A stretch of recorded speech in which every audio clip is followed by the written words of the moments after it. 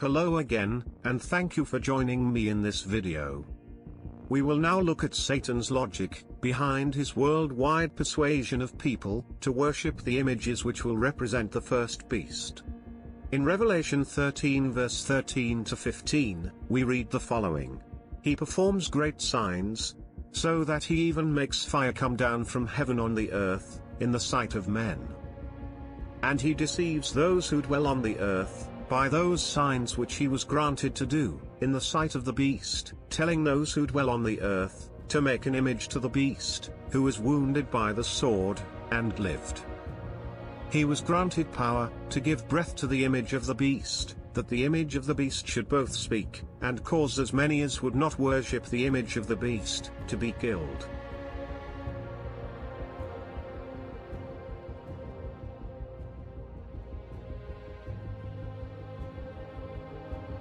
In this passage, we see that the false prophet will have real spiritual powers, by which he will be able to make spectacular things happen.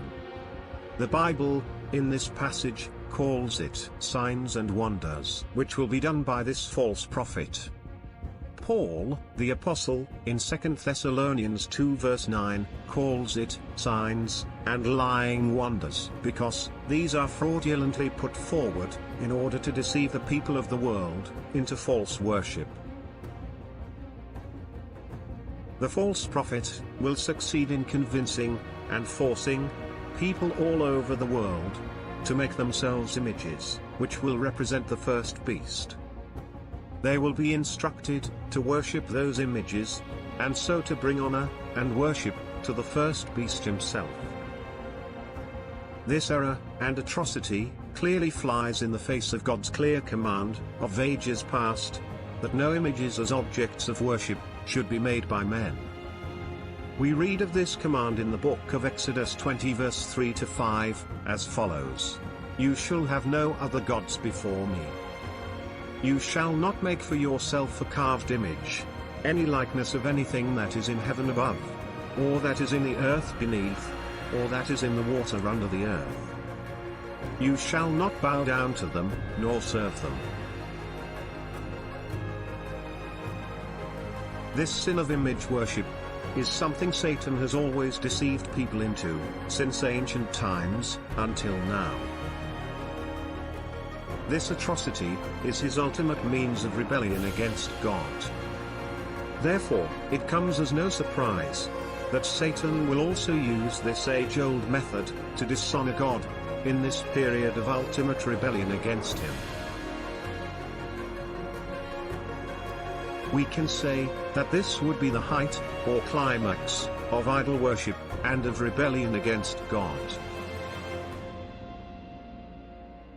From Revelation 13 verse 13 to 15, we see that this false prophet's powers and earthly spiritual authority will be so real and so mighty that he will cause those images made by the people across the earth to come alive, and will cause all those images to breathe and to audibly speak.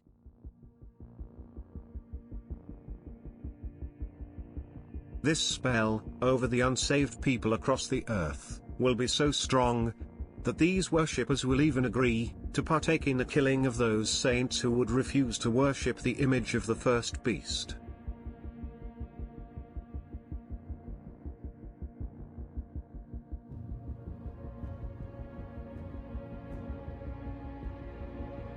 But what we as believers must realize is the fact that these images of the first beast, which are meant to represent the first beast and his presence across the earth, will be made, or rather manufactured, by human worshippers.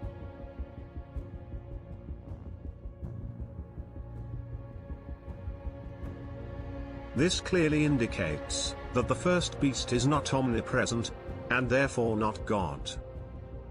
The first beast will have to depend on millions, or billions, of man-made images, around the world, to be omnipresent, and to maintain his influence everywhere, and on everyone.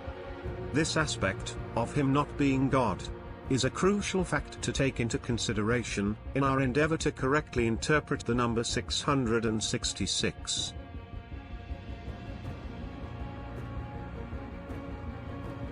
In our next video, we will find out how, by taking the sequence of the events, as described in Revelation 13, into account, how that can be of great help to correctly interpret the mark of the beast, or the number 666. Thank you for watching.